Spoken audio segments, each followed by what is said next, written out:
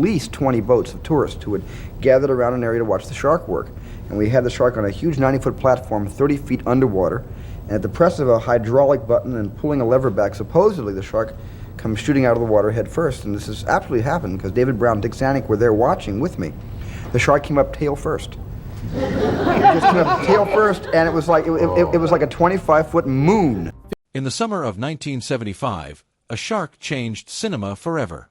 It didn't just terrify millions of moviegoers who suddenly refused to go back into the ocean. It rewrote the rules of how movies were made, marketed, and released. But buried in the outtakes of that production, tucked away in a vault for decades, sits a sequence so brutal that even the man who directed it couldn't bring himself to keep it in the final cut. This is the story of that scene, the chaos that surrounded its filming, and why Steven Spielberg decided the world was better off never seeing it. To understand why that scene had to go, you first have to understand just how unlikely it was that Jaws ever got made at all. The project began not as a screenplay but as a paperback novel by a relatively unknown writer named Peter Benchley. Before it hit bookstore shelves, two producers, Richard Zanuck and David Brown, got their hands on an early manuscript. According to accounts from those close to the production, they read it cover to cover in a single sitting, unable to put it down, and by morning they had convinced themselves this was the most gripping story either of them had encountered in years. Acting on instinct rather than caution, they secured the film rights before the book had even been printed, paying a sum that looked modest at the time but would end up being one of the best investments in Hollywood history. When the novel finally landed in stores, it exploded, camping out on bestseller lists for the better part of a year and building an audience that was primed and hungry for a film adaptation before a single frame had been shot. Finding someone to sit in the director's chair proved far trickier than buying the rights. The producers set their sights on a young filmmaker in his mid-20s who had impressed them on an earlier project, a road thriller about a truck menacing a lone driver. That earlier film bore an uncomfortable resemblance to what Jaws seemed to be on paper, another story about a relentless, faceless predator stalking its prey, and the young director worried aloud that taking the job would trap him in a genre he didn't want to be known for. He reportedly tried to walk away from the project more than once, but the studio wouldn't release him from his obligation. In hindsight, that stubbornness on the studio's part turned out to be the single most important decision in the making of the film, because the director they refused to let go was Steven Spielberg, and Jaws would go on to launch him into the stratosphere. When the production was greenlit, everyone involved believed they had a handle on what they were building. The budget sat at a modest few $1 million, and the shooting schedule was projected to wrap in under 2 months. Both of those numbers would turn out to be wildly, almost comically, optimistic. Nearly everything that could go wrong during the filming of Jaws did go wrong, and the production has since become legendary in Hollywood circles as a case study in how a movie can spiral out of control and somehow still become a masterpiece. Casting alone was a headache. Spielberg had his eye on a well-known leading man for the role of the oceanographer Hooper, but plans shifted when a different actor entered the picture and expressed sudden interest in the part. That actor had just wrapped another film and reportedly felt dissatisfied with his own performance in it, leaving him eager for a fresh project to prove himself again. He signed on only months before cameras were set to roll, which meant the production was scrambling to lock in key roles right up until the 11th hour. The role of the grizzled shark hunter, Quint, went through a similar shuffle. Spielberg had approached a couple of established tough guy actors for the part, both of whom turned it down, before the role eventually landed with a British stage and screen actor who would go on to deliver one of the most iconic monologues in film history. Spielberg also made a quiet but crucial decision early on. He didn't want Jaws to feel like a straightforward monster movie. He wanted humor, warmth, and characters who felt like real people caught in an impossible situation, not cardboard cutouts waiting to be eaten. To get that tone right, he brought in a comedy writer he'd worked with before, someone with a sharp ear for naturalistic dialogue. What was supposed to be a brief consulting job turned into a nightly ritual once filming began. The writer would sit with the cast and crew after each day's shoot, listen to what had worked and what hadn't, and rewrite scenes on the spot to keep the dialogue feeling alive and unscripted. Then came the decision that would nearly sink the entire production, both literally and figuratively. Rather than filming in the safety of a studio tank, as most productions of the era would have done, Spielberg insisted on shooting on the open water of the Atlantic Ocean, off the coast of a small island in Massachusetts. He wanted the ocean to feel real, unpredictable, and dangerous, because he believed audiences would sense the difference between a controlled tank and the genuine unpredictability of the sea. Veteran crew members warned him this was a mistake. They were right, though not for the reasons anyone expected. The ocean simply refused to cooperate. Conditions that looked calm in the morning could turn choppy within hours, scattering the small fleet of boats the crew relied on to hold camera positions and equipment. Every time the water shifted, the crew had to spend hours re-anchoring more than a dozen vessels, burning daylight they couldn't afford to lose. On some days, after all that setup and repositioning, the crew managed to capture only a couple of usable shots before the light changed too much to continue. The cast and crew battled seasickness, sunburn, and the kind of bone-deep exhaustion that comes from spending 12-hour days rocking on the open ocean. Even the local residents of the island, who had been thrilled at first to have a Hollywood production in their backyard, grew increasingly frustrated with the disruption to their quiet community. Tempers frayed to the point that a group of locals reportedly expressed their displeasure in dramatic fashion, throwing fish waste at the house Spielberg was renting during the shoot. And then there was the shark itself. The production had built 3 full-scale mechanical sharks for the film, nicknamed collectively after the director's own attorney. They were meant to be marvels of practical engineering, but in practice they were closer to a curse. On the very first test in open water, one of the sharks sank straight to the ocean floor, a stark and humiliating preview of what was to come. Saltwater wreaked havoc on the internal hydraulics, causing the mechanical sharks to seize up, malfunction, or stop working altogether with maddening regularity. The rubber skin stretched over their steel frames absorbed water like a sponge, swelling and warping until the sharks looked bloated and unconvincing on camera. Spielberg's frustration boiled over more than once. Those on set recalled him venting his exasperation loudly enough that everyone within earshot understood exactly how close he was to losing his patience entirely. Divers spent countless hours in the water retrieving broken pieces of shark that had drifted away or sunk, delaying shooting days even further. By the time the dust settled on the schedule, the production was running roughly 7 weeks behind where it was supposed to be. Filming that should have wrapped in under 2 months instead dragged on for close to half a year, finally closing out in the early autumn of 1974. The budget, once projected at a modest few $1 million, had ballooned to more than triple that figure by the time the cameras stopped rolling. For Spielberg, barely into his late 20s and still trying to establish himself as a serious filmmaker, the runaway costs and endless delays were terrifying. He confided to people close to him that he genuinely feared this production would end his directing career before it had properly begun. The producers joked darkly that their careers felt like they were sinking right alongside the malfunctioning shark props. Executives from the studio made repeated visits to the set, increasingly desperate to rein in costs and push the film toward completion. The chaos even forced a change to the release date, pushing the film from its originally planned holiday season debut into the following summer instead, a scheduling accident that would end up reshaping the entire film industry's calendar, though nobody involved could have predicted that at the time. It was in the middle of all this turmoil, with a broken shark, a runaway budget, and a director under mounting pressure to deliver something usable, that the most disturbing footage of the entire shoot was captured. It has come to be known informally as the paddleboat sequence, and if you've only ever seen the theatrical cut of Jaws, you have no idea it ever existed. The scene was conceived as an escalation, a moment meant to remind the audience of the shark's raw, indiscriminate hunger right as the town of Amity was trying to convince itself the danger had passed.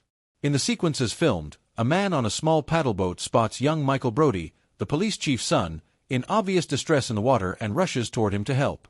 Before he can reach the boy, the shark strikes. Rather than a quick strike and pull under, the attack was staged to be prolonged and visceral. The shark clamps onto the man and drags him partway out of the water, his body suspended half in and half out of the animal's jaws, very obviously still alive and screaming as blood pours into the water around him. Michael, frozen in terror just a few feet away, is forced to watch the entire attack unfold at close range, unable to look away and unable to help. The man's cries continue even as the shark pulls him under, and the sequence ends not with a clean cut, but with the camera lingering on a spreading, empty pool of blood where a person had been only seconds before. It's the kind of imagery that horror films built entire careers on in the years that followed, but it was almost the polar opposite of everything else Spielberg was trying to accomplish with Jaws. Up to that point in the shoot, and really throughout the entire film, his instinct had consistently been to show less rather than more, to let the audience's imagination do the heavy lifting instead of drowning them in explicit gore. That instinct is most famous in the film's very first attack, the skinny dipper Chrissy Watkins being pulled beneath the surface with nothing but implication and John Williams' now iconic, ominous two-note theme to convey the horror. Spielberg had originally shot a far more graphic version of even that early scene, only to cut it down once he realized the suggestion of violence hit audiences harder than the sight of it ever could. Test screenings and his own gut instincts confirmed what he suspected. Unseen terror lingers in a viewer's mind in a way that explicit violence simply doesn't. The paddleboat sequence broke that rule in almost every conceivable way. There was nothing left to the imagination. It was blood, screaming, and a child witnessing a man being torn apart in agonizing detail, and it sat there on film, fully shot, fully performed, and ready to be edited into the movie. There was also a very real practical concern hanging over the decision. Had that footage made it into the final cut, industry insiders at the time believed the ratings board would almost certainly have slapped the film with a restrictive rating reserved for the most graphic content. That kind of rating could have meaningfully limited who was allowed into theaters to see it, cutting off a huge swath of the younger audience that would go on to make Jaws a generational phenomenon. A summer blockbuster living or dying on word of mouth from teenagers sneaking into theaters simply couldn't afford to alienate that demographic before it even opened. But the ratings concern, real as it was, wasn't the whole story. Spielberg reportedly felt on a purely instinctive level that the scene was simply wrong for the film he was making. It didn't build dread, it discharged it all at once, and once an audience has seen the absolute worst the shark is capable of doing in full, unflinching detail, there's nowhere left for the tension to climb. The entire architecture of Jaws depends on the audience never quite seeing the full picture until the very end, on dread accumulating scene after scene rather than peaking too early and flattening out. Including the paddleboat attack risked breaking that architecture beyond repair. That decision wasn't without its costs on set. The special effects team, led by the film's celebrated effects supervisor, had poured enormous effort into engineering that specific attack, choreographing the mechanical shark's movements to make the dragon thrash motion look as convincing as their notoriously unreliable equipment would allow. They were proud of what they had built, and by most accounts genuinely disappointed to see it excised from the film after everything it took to capture it in the first place, given how much of the shoot had already been lost to broken hydraulics and stormy seas. But Spielberg held firm. He believed, correctly as it turned out, that the film would be far more powerful if the shark remained mostly hidden, its violence implied rather than paraded in front of the camera. The paddleboat footage was shelved, and with it went the most explicit attack ever filmed for Jaws. What's remarkable, looking back, is how directly that single editorial decision shaped the trajectory of the entire film.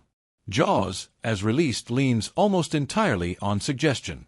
The camera rarely lingers on the shark itself in the first half of the picture, partly out of necessity because the mechanical props were so unreliable, but also very deliberately by design once Spielberg saw how effective the restraint was. Audiences don't get a clear, sustained look at the creature until well into the back half of the story, and by the time they do, the anticipation has been built so carefully that the payoff lands like a gut punch rather than a shrug. Cutting the paddleboat scene reinforced that philosophy across the board. Every attack that made the final cut relies on implication, sudden movement, a scream cut short, rather than explicit carnage laid bare for the camera. It's a large part of why the film still holds up as genuinely frightening decades later, while so many of its more explicit imitators feel dated by comparison. When Jaws finally hit theaters in the summer of 1975, none of the chaos behind the scenes mattered anymore. Universal Pictures rolled out a promotional campaign unlike anything the industry had attempted before, spending an enormous sum on advertising in the lead-up to release, built around that now immortal image of a lone swimmer silhouetted above a shark rising from the depths, scored by Williams' theme. Rather than the traditional slow rollout most films used at the time, opening in a handful of theaters and gradually expanding, Universal opened Jaws wide across hundreds of theaters simultaneously, betting that the saturation advertising campaign had built enough demand to fill every single one of them. The gamble paid off spectacularly. The film shattered opening weekend records and went on to become the highest-grossing movie ever released up to that point, eventually surpassing The Godfather in a fraction of the time it had taken that earlier film to reach its own record. It became a genuine cultural phenomenon, spawning merchandise, sequels, and a permanent shift in how people thought about the ocean. Critics were nearly unanimous in their praise, singling out Spielberg's direction, the naturalistic chemistry between the three central actors, and the relentless, expertly calibrated tension of the film's pacing. It went on to earn a string of major awards for its editing, sound, and score, along with a nomination for the industry's top honor. More than that, though, Jaws fundamentally rewired how Hollywood approached the business of making and selling movies.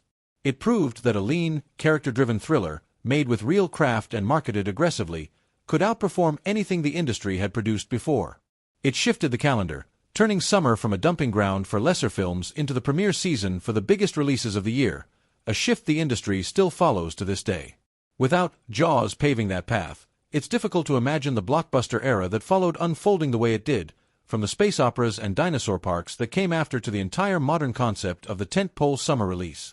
And through it all, that paddleboat scene sat untouched, filed away as unused footage, a relic of the version of Jaws that almost existed but never did. It's a fascinating piece of the film's history precisely because of what it reveals about the instincts that made Spielberg such an effective storyteller even at such a young age. He had, in his hands, footage of a genuinely shocking, visceral attack, fully realized and ready to shock audiences in the moment. And he chose to throw it away, betting instead on restraint, on the power of what audiences don't see over what they do. It was a bet that could easily have gone the other way. A different director, or the same director on a different day, might have looked at that footage and seen exactly the kind of jolt a struggling production desperately needed to justify its ballooning budget and endless delays.